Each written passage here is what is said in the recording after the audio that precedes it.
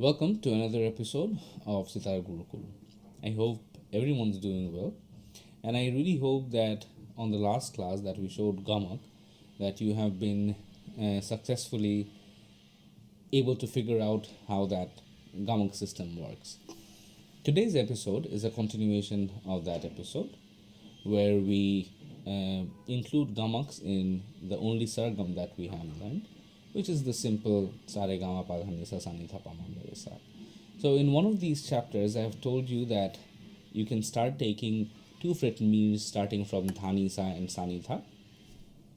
We are going to infuse the newly learned gamak technique in this. So allow me to demonstrate what exactly we want before we start on understanding how to include the gamak that we just learned into the sargam.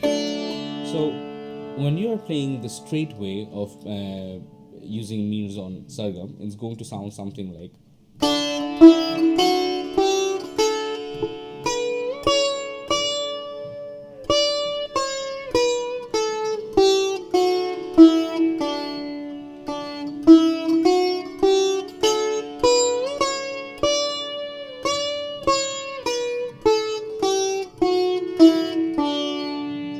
If you are going to play it with gamak, this is how it's going to sound like.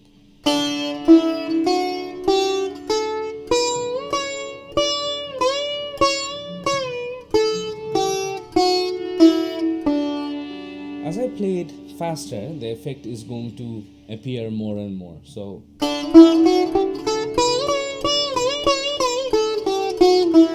or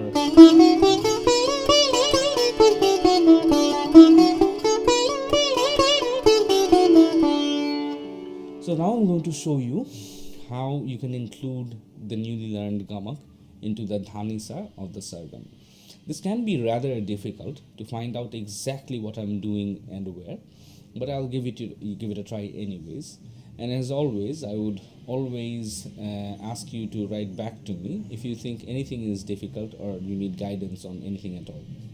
So, as I mentioned in the last lesson, that the secret behind perfect gamaks lies in two factors. One, the timing of the strokes. Second, the accuracy of the notes.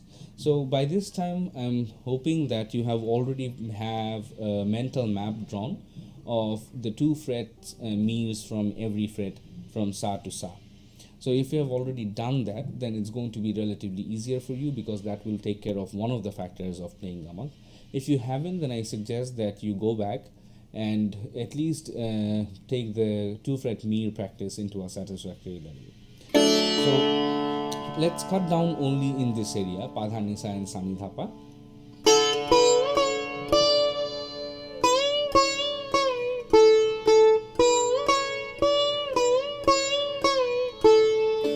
So this area, we are going to concentrate on pa dha ni sa and sa ni tha pa. The ascending is going to be relatively identical to what you've already learned.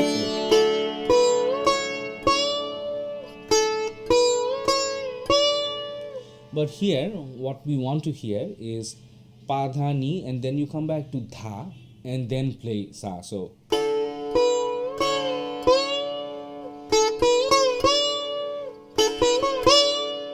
it's obviously when you play it fast, it's not going to be it's not going to be possible for you to come back all the way to dha.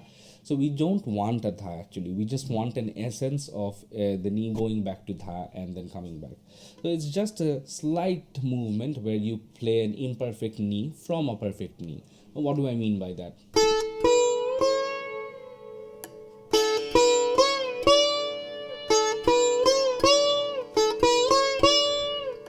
This. So when you play it faster, obviously I'm exaggerating a bit right now just for the sake of explanation, but it's just going to be a minor move from knee. But the real game happens when you are going to be descending. So sa ni da pa, sa ni da pa. So you play sa, then you stroke on sa again to come back to ni, and then when the ni, the total area or the total time assigned to ni, which is equal to 1 beat of whatever BPM you're practicing in. So you split that into two parts. One has 75% and the other has 25%, if that makes any sense. So 75% of the time you're going of that specific beat you're going to spend on ni, and the rest 25 you're going to go back to sa only to come back to dha again. So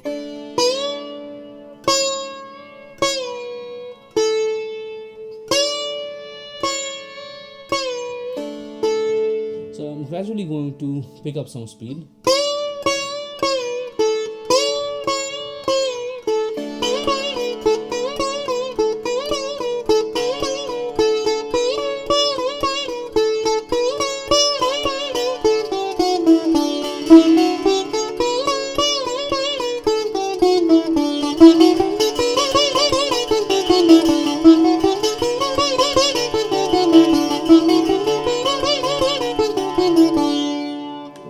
One more thing that I would like you to learn today is that I would like you to change the ma that you've been playing, the Shuddha ma, and change it to Tivra ma, which is right before the note pa. The reason why we are doing that is slowly, since we are covering up the basics, we are going to start to go towards Tivra ma. And by doing that, we are going to start learning Rag Yaman. So before we know the fundamentals of Yaman, we are going to change the Shuddhama to Tivrama and make sure we attach Tivrama to everything that we play, whatever lines that has the note Ma, because that is the signature of Yaman.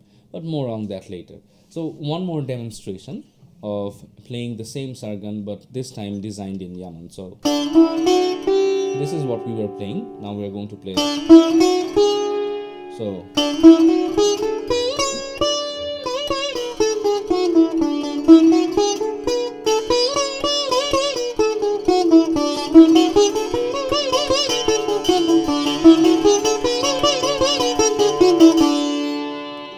that's it for today.